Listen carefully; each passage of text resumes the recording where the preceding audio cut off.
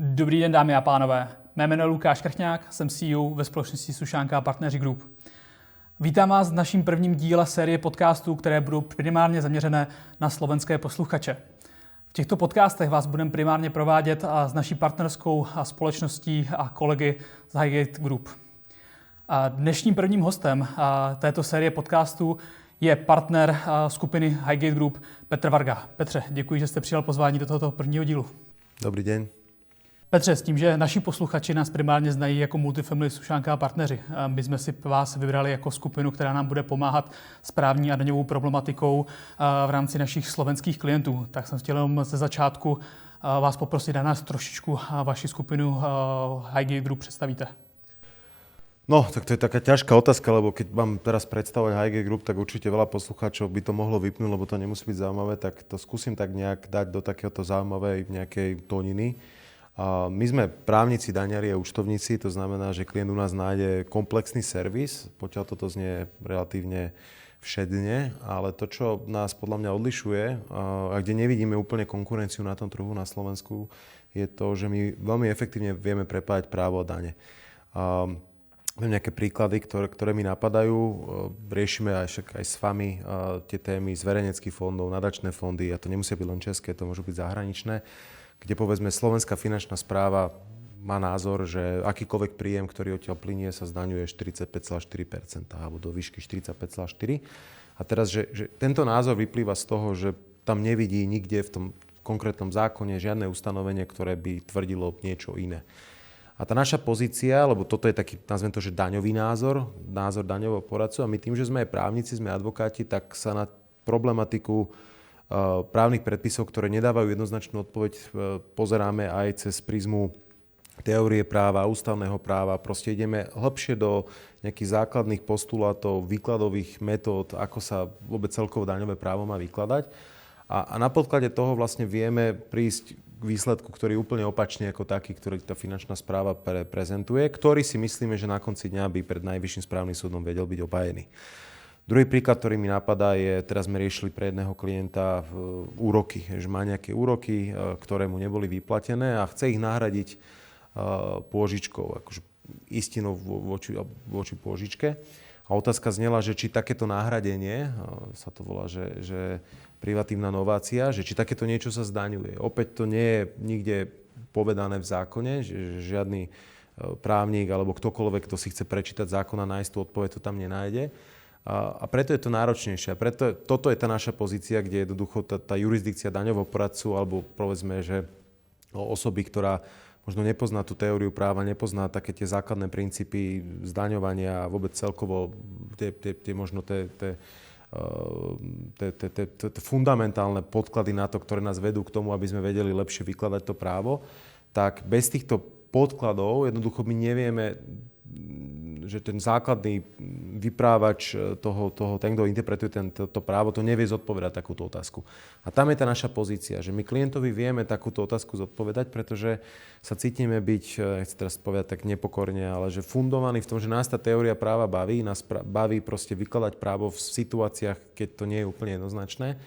A toto je tá naša pozícia. Takéto prepájanie práva a daní v nejakú ucelenú komplexnú radu. A do toho samozrejme pridávame účtovníctvo, pridávame nejaké praktické aspekty, že keď klientovi radíme s nejakou konštaláciou, štruktúrou, ochranou majetku, holdingovou štruktúrou, daňovou optimalizáciou, tak jednoducho na to nazeráme, však sám som podnikateľ aj z toho administratívneho pohľadu, aby to proste nebolo niečo extenzívne, že zrazu musí mať niekde 6 firiem, kde 3 podliehajú auditu a bude to nekonečný príbeh z hľadiska nejakého compliance. Čiže takto som to nejako sa snažil zhrnúť, dúfam, že postačuje takáto odpoveď. Skvělý, děkuji Petře.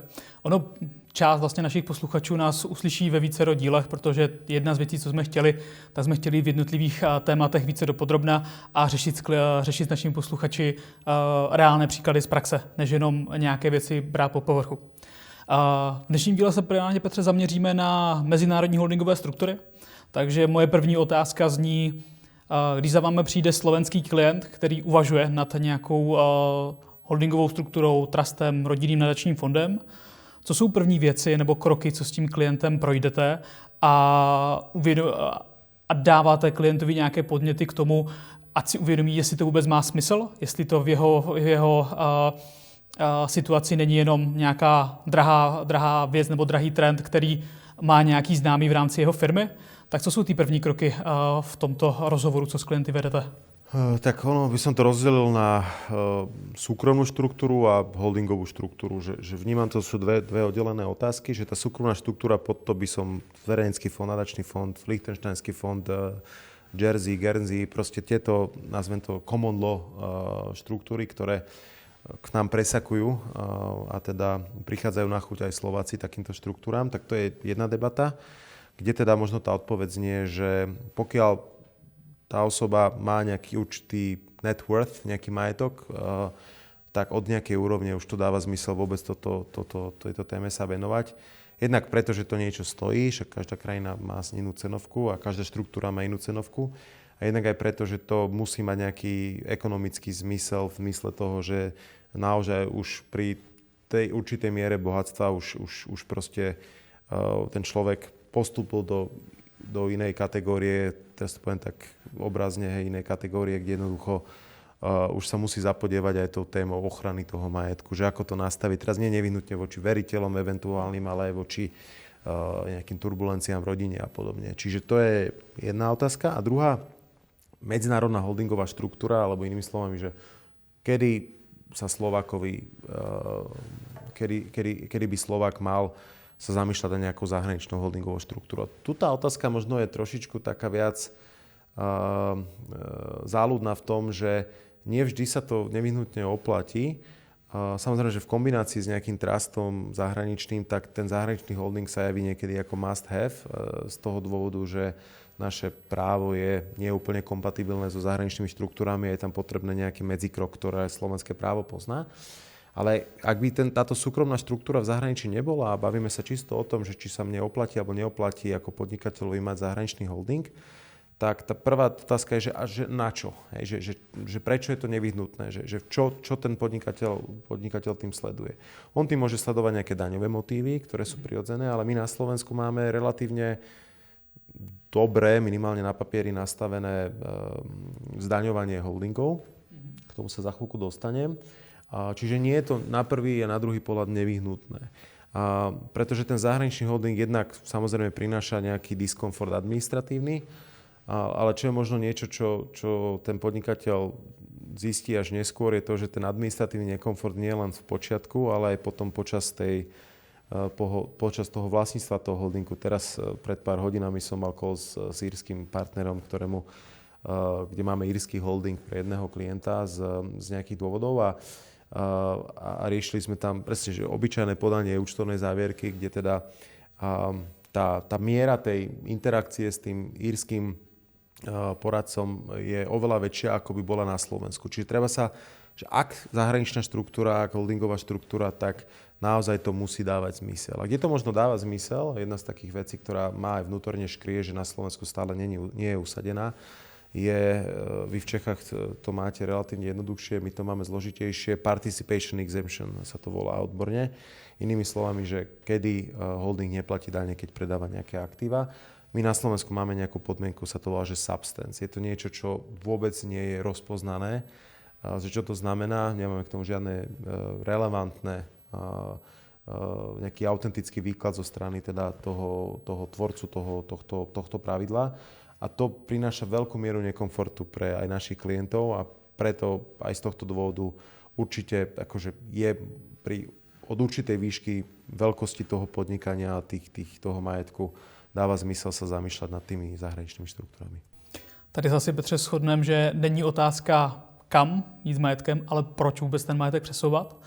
Zároveň zmiňoval jsi tady nějaké daňové věci, daňové aspekty v rámci toho, proč přesouvat firmu někam do zahraničí nebo rodinný majetek. Pak je tady samozřejmě i druhá část, tak je ochrana toho majetku po případě firmy. Jsou tady ještě nějaké další motivace, proč klienti přesouvají struktury do zahraničí? Tak jedna ochrana majetku, čo je široký pojem, daňové motívy samozrejme a ešte samozrejme taká tá flexibilita právneho poriadku, ktorú na Slovensku nemá. Že my máme povedzme v oblasti rodinného práva teda nejakú rigidnosť v tom nastavovaní a ten bohatší individuál môže chcieť preklenúť teda nejakou zahraničnou štruktúrou, že nastaviť si ten farplán toho vyplácania, nastaviť si proste nejaké pravidlá, niekedy sa to nazýva, že rodinná ústava, proste niečo, čo slovenský právny poriadok to neposkytuje, respektíve ak by to aj eventuálne poskytovala nejaká kreatíva v draftovaní, tak to nemusí na konci dňa poskytnúť nejaký rozhodovací orgán, túto flexibilitu, keď by to mal na konci dňa niekto vykladať, že či to je aj vynutiteľné. Čiže taká tá túžba po lepšom právnom poriadku, že to je možno akože ďalší taký motív. A to by som možno aj nazval nejakou subkategóriou ochrany majetku. Aj keď ochrana majetku v tom právom slova zmysle typu, keby náhodou som mal nejakého veriteľa, tak to je môj majetok chránený, nie je nevyhnutne, alebo nemal by byť ten hlavný zámer, hej, že môže to byť aj vnímané ako zneužitie toho inštitútu, takže s tým treba narábať samozrejme opatrne. Aj na slovenskej strane, keď sa takéto majetky vyvádzajú do takýchto štruktúr, existujú inštrumenty proti tomu. Aj predpokladám, že v každej krajine asi existujú inštrumenty, ktoré teda majú tieto štruktúry, existujú inštrumenty na to, aby sa i nevyužívali na zneužívanie. Takže daňové motívy, ja som teraz pred pár dňami mal prednášku na Komore daňových poradcov na tému zverejnecké fondy, nadačné fondy české, ako sa to teraz zdaňuje. A ja si viem predstaviť v súčasnom legislatívnom prostredí veľmi významné daňové výhody pri využití takýchto štruktúr, ktoré jednoducho ten štát, teraz myslím finančnú správu, že nemá právny mandát na to ich spochybňovať a pokiaľ chce zabraňovať využívaniu takýchto štruktúr aj na daňové motívy, tak len pozor na to, že to nemôže byť ten hlavný motív využitia a využívania takýchto štruktúr, tak jednoducho musí zmeniť zákon. Čiže aj tie daňové motívy kľudne môžu byť legitímnymi motívmi, ideálne vedľajšími motívmi a v takom prípade je to plne legitímna štruktúra. Petře, samozřejmě neexistuje žádné univerzální řešení, ale zajímalo by mě, jak moc liší vytváření struktur pro správu rodinného majetku zahraničí a v případě pro nějakou mezinárodní strukturu v rámci firmy, kdy třeba firma funguje v rámci Evropy. Kdy je ten bod, že mám vůbec důvod uvažovat jít do zahraničí? Je to nějaký obrat v rámci firmy? U majetku samozřejmě to podle nějaké velikosti majetku, kdy se to vyplatí. Jsou tam ještě nějaké další aspekty?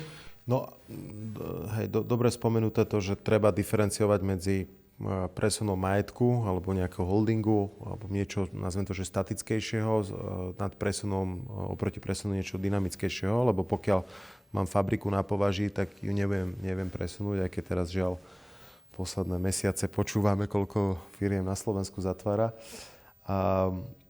alebo presúva a teda aj zatvára, tak hej, že tam tá flexibilita pri tom podnikaní nie je taká veľká. Vo všeobecnosti platí pravidlo, že mali by sa platiť dane vždycky v krajine, v ktorej je ten substance, v ktorej je ten výkon. A voči týmto pravidlám sa ťažko v úzovkách bojuje, keď sa na to pozriem čisto ekonomicky z pohľadu daňovníka, ktorý by mal ambíciu platiť nižšie dane. Existujú štruktúry, ktoré môžu byť, ktoré sú zahraničné a aj keď to podnikanie je fixnuté k nejakej lokácii, v našom prípade teda k Slovensku, tak vedia byť zaujímavé z hľadiska daňovej optimalizácie, ale už sú drahšie, už tam jednoducho a už to musí aj z hľadiska nastavenia toho podnikania, že byť dostatočne ten podnikateľ jednak byť flexibilný z hľadiska nejakej zmeny nejakého organizačného nejakého nastavenia, ale aj tam musia byť dostatočné dôvody na to, aby sa vedelo pri prípadnej daňovej kontrole povedať, že tam neboli primárne tie daňové dôvody. My častokrát argumentujeme napríklad tým, a myslím si, že to je úplne legitímny argument, máme tu nejakú celospoločensko-politickú situáciu, potenciálne odchody z Európskej únie a toto jednoducho je niečo, čo dráždi podnikateľov, však každý chce byť v Európskej únii predsa a to môže byť jeden z dôvodov, že prečo ten podnikateľ hľadá možno nejaké B scenáre, nejaké záchranné scenáre alebo proste nejaký alternatívny scenár a pri tej príležitosti teda využíva aj tú daňovú výhodu. Takže tam mi to príde úplne legitimné. Petře, ptám se, vy včetně vašich kolegů ze skupiny Highgate Group pomáháte i nějakým způsobem klientům se správou těch mezinárodních holdingových struktur, protože pro spoustu klientů může být trošku problém, anebo můžou mít strach, že mám majetek vyvedený v jiné zemi, neumím třeba dobře jazyk, jsou tam nějaké rizika v rámci vícero jurisdikcí, když tam něco nastane, nebudu schopen se tam domluvit s místními úřady. Pomáháte takhle těmto klientům s takovou správou? Áno, je to podľa mňa veľmi želané. Už len jedna vec je to, čo ste spomínali, tá administratíva, ale taká vec, ktorá v posledné obdobie vnímam, že klienti veľmi vyžadujú, je byť takým právno-daňovým konsiliéri. Že on keby to mal sám riešiť, tak sa opýta, vymyslím si, 20 otázok, na ktoré mu dá ten poradca lokálny 20 odpovedí za XY euro. Keď to riešime my, tak my vieme, že z tých 20 otázok sa máme spýtať iba 5 a vieme sa ich spýtať efektívnejšie a vieme lepšie adresovať prípadné ďalšie dopyty, ktoré musíme adresovať teda tomu lokálnemu poradcovi. Čiže na konci dňa je to efektívnejšie, je to kvalitnejšie. A toto je typ služby, ktorý teda ponúkame, samozrejme, však máme zahraničných partnerov, keď niekto má, viacerí klienti na Slovensku majú cezhraničné štruktúry, tak to riešia veľakrát cez nás, lebo je to pre nich komfortnejšie, efektívnejšie. Ale k tomuto treba podľa mňa, že dospieť ako podnikateľ, že najprv si okúsiť tie peripetie, keď to rieši sám a zisťuje, že tá komunikácia nie je úplne možno ideálna. A potom, keď to celé outsourcuje na nás a my sme ten, ktorý mu prináša v zásade ten komfort, že to nemusí v tom detaile exekutívnom riešiť. Petře, zeptám se rovnou na nějaké konkrétní příklady v rámci správy rodinného majetku v zahraničí. Od jaké velikosti majetku má smysl vůbec ten kapitál přesouvat do zahraničí? U nás třeba s našimi českými klienty máme nejčastější zkušenost, že v rámci nějakých rodinných nadačních fondů často klienti přesouvají majetek do Lichtenštejnska. A druhá otázka na to bude navazovat, při jakém obratu nebo při jaké ziskovosti firmy má vůbec smysl přesouvat tu skupinu do zahraničí?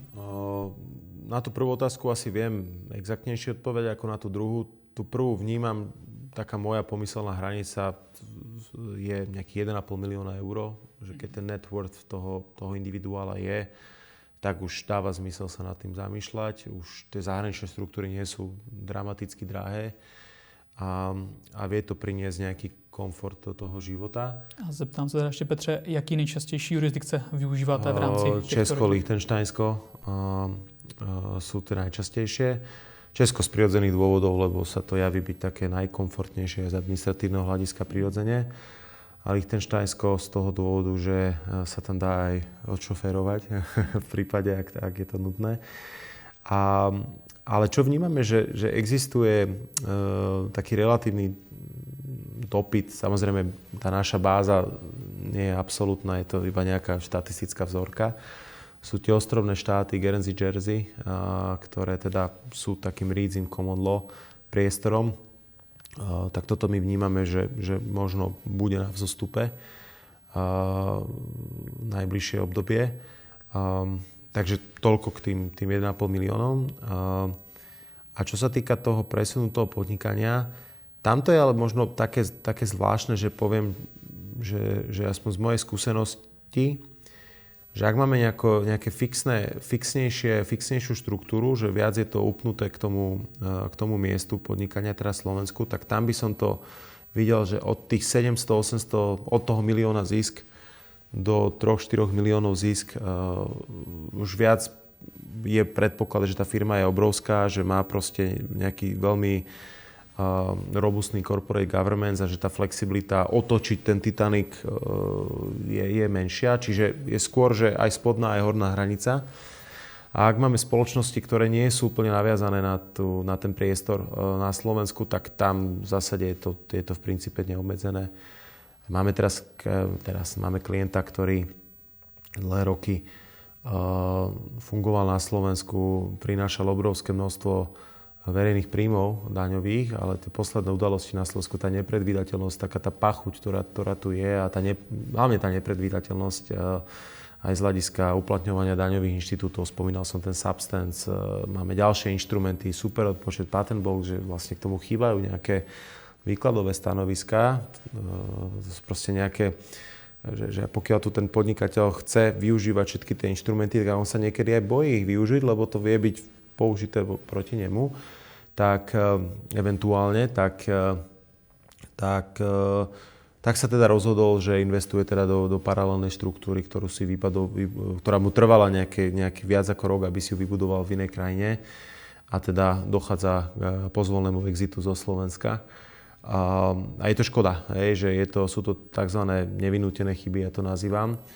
Ale aby som to zodpovedal, alebo dal to do kontextu tej vašej otázky, tak u tohto podnikateľa to naviazanie na tom Slovensku nie je také silné fyzicky a tým pádom tá jeho flexibilita v rámci toho odchodu je oveľa väčšia a u týchto firiem je to naozaj škoda. Petře, jste zmínil na začátku, že někteří klienti si to chcou spravovat sami, jdou do toho zahraničí sami a můžou nastat nějaké problémy. Co nejčastěji vlastně tito klienti podceňují v případě toho, že přesouvají majetek do zahraničí, ať se týká, co se týče nákladů a co se týče správy. Jaké ještě další věci tam klient může podcenit?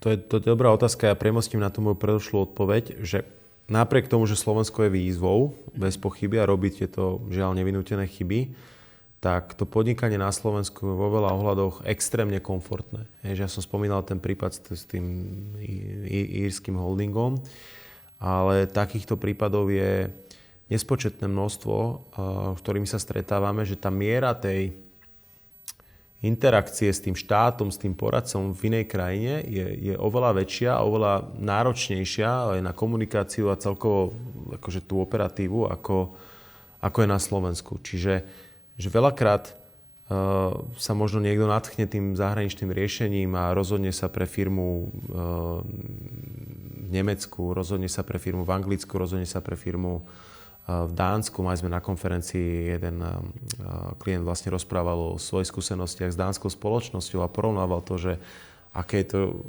podnikať na Slovensku, aké je to podnikať v Dánsku. Že naozaj mám pocit, že to Slovensko je niekedy viac bičované ako treba.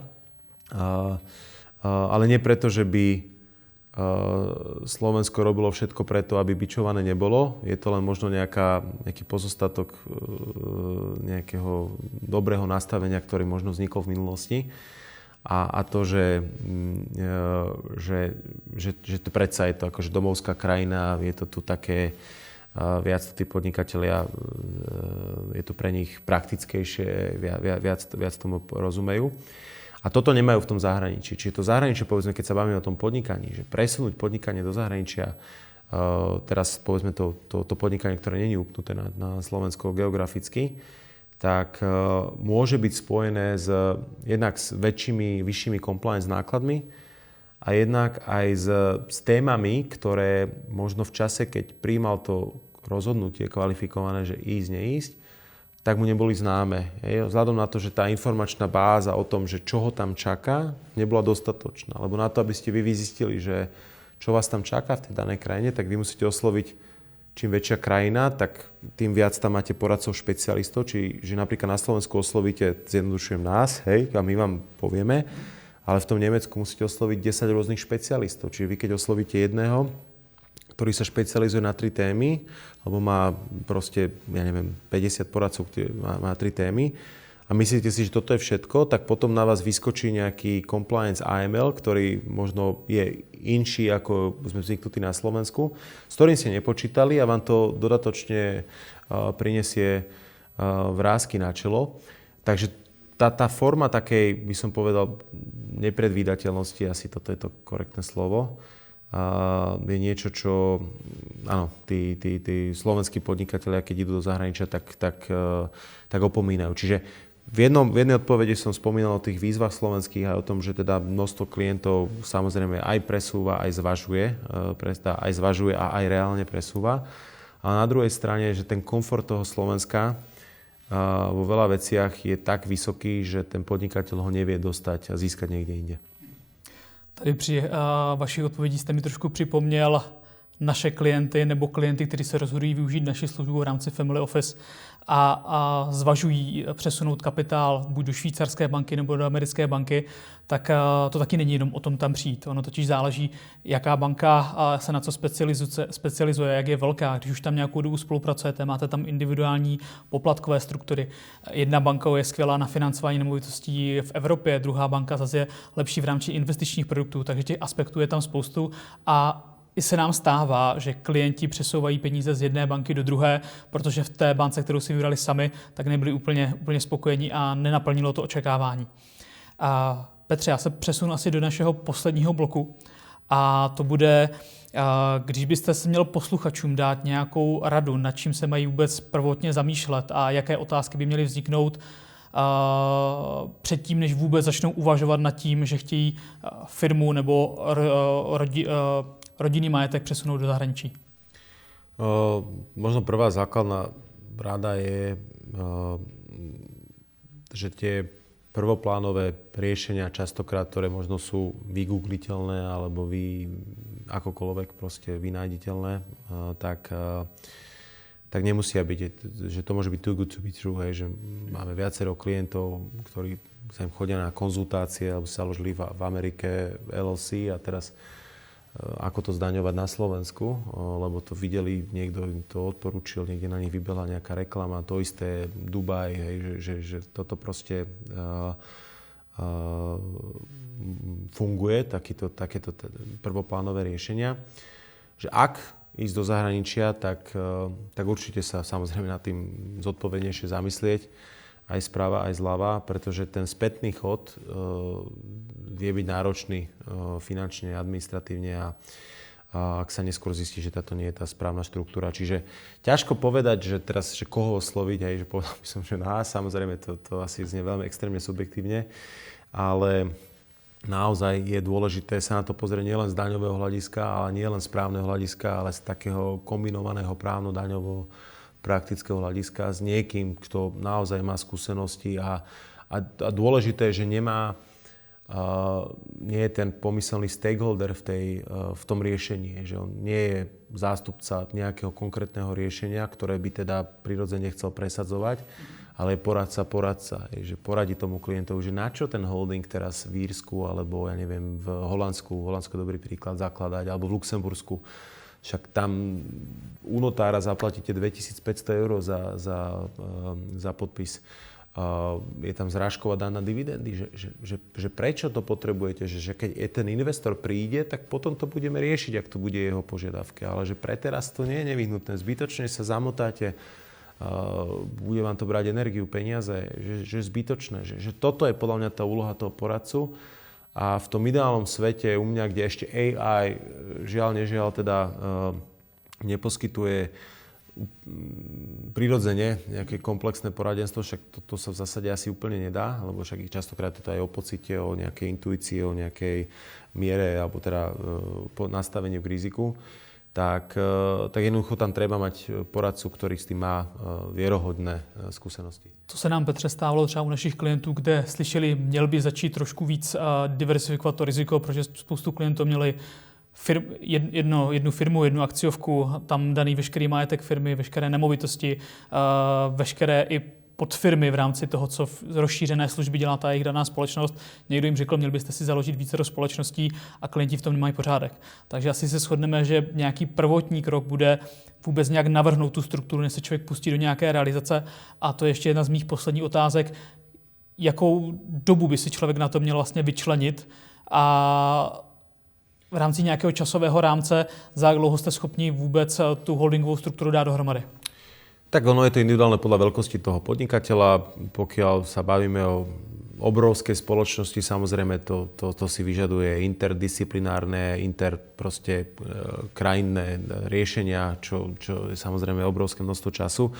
Samozrejme do toho prirodzene vstupujú elementy pri veľkých štruktúrach, že niečo sa vymyslí a v zápätí sa zmenia zákony. Čiže keď máte veľký dom, začnete umývať okná na spodnom poschodí, keď prídete hore, zistíte, že môžete začať od začiatku. pri tých menších spoločnostiach, hlavne takých tých virtuálnych, krypto, virtuálne služby, alebo proste niečo, čo nie je upnuté k tej fyzickej prítomnosti, tak tam tá flexibilita je oveľa väčšia, čiže tam si myslím, že to sú týždne, že to sa nebavíme o mesiacoch, že to sú týždne, kde tomu predchádza teda nejaká analýza, nejaké navrhnutie tej štruktúry ideálnej a potom už samotná exekúcia, ale že vie to byť v ideálnom scenárii aj akože vec týždňov. Tam se, Petře, ještě jednu z posledních otázek. Jak je důležité v rámci struktury oddělit investiční majetek, osobní majetek a ten provozní majetek? Jaké kroky v tomhle vlastně s klienty následují, když tuhle část řešíte? Samozrejme riešime to, venujeme sa tomu. Ideálne je samozrejme čím viac spoločností, tým lepšie. Neplatí to vždy a všade, ale teda toto je možno nejaké základné pravidlo, ktoré má samozrejme nejaké výnimky. Pretože tu neplatí takéto, že čím viacej som, tým viac terčov mám, že toto tu neplatí nevyhnutne. Čiže áno, takéto oddelovanie prirodzene robíme, radíme, je tam nejaká myšlienka, potom tam musí byť to právne daňové prevedenie, že ako to dostanem z štruktúry A do štruktúry B, keďže slovenské daňové právo hlavne teda nie je úplne v tomto flexibilné, alebo teda veľkorysé, tak to je to slovo, čo som hľadal. Takže toto my prirodzene robíme, lebo viete, že v praxi sa môže stať, že máte jednu firmu, všetko tam máte zavesené, príde 36 daňových kontrol na DPH, lebo niečo a teraz už vy to ani administratívne neviete spravovať, takéto penzum proste administratívy a ak to vzdáte a príde a na finančnej správe budete mať voči vám teda právoplatné vykonateľné rozhodnutie, tak vám môžu zaakcelerovať vaše kontokorenty v banke, kde ste ako fyzická osoba môžete byť ručiteľom. Čiže to môže mať také ďaleko siahle následky, vďaka tomu, že povedzme na Slovensku vy neviete dosiahnuť odklad vykonateľnosti rozhodnutia finančného riaditeľstva, že nesprávne alebo opomenutie toho štruktúrovania toho majetku vo fáze, keď vonku svieti slnko, vie byť v niektorých prípadoch až likvidačné. Až na úrovni tej fyzickej osoby. Znal jedného klienta, ktorý, teda ja som naschvál spomenul 36, lebo u ňoho to bolo 36 daňových kontrol na DPH od 2010 do 2012, 12x3, 36 daňových kontrol a relatívne veľká firma, x zamestnancov a skončila ako fyzická osoba v konkurze práve preto, že jednoducho tam nebola tá prevencia. Hej. A tá prevencia je extrémne dôležitá. Nie len z hľadiska nastavenia tých štruktúr majetku, že jedno tam, druhé tam, tretie tam, ale z hľadiska eliminácie rizik toho, že ten štát alebo ktokoľvek sa príde pozrieť, že aj na to sú nejaké nástroje, ako to znížiť to riziko. Tady se asi, Petře, shodneme, zahraniční struktura by měla být primárně nástroj a ne cíl, který nakonec klienta vyjde dráž, než vůbec tu strukturu neměl. Petře, ještě jednou děkuji za pozvání, tímto s vámi loučím. Ďakujem pekne. Dámy a pánové, slyšeli jste první díl, který je zaměřený primárně na naše slovenské posluchače a první téma jsme probrali, proč vůbec uvažovat na mezinárodními strukturami. Tímto se s vámi loučím a popřeji vám hezký den. Naschledanou.